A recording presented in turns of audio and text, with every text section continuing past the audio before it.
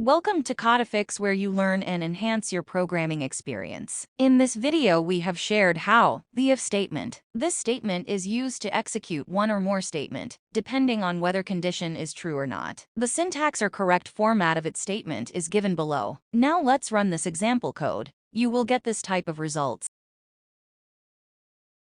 First, the condition is tested. If the condition is true, then statement given after colon are executed. We can write one or more statements after colon. If the condition is false, and the statements mentioned after colon are not executed. To understand the simple if statement, let's write a Python program to display a digit in words. Now I will show you a Python program to express a digit in a word. Now let's run this example code. You will get this type of results.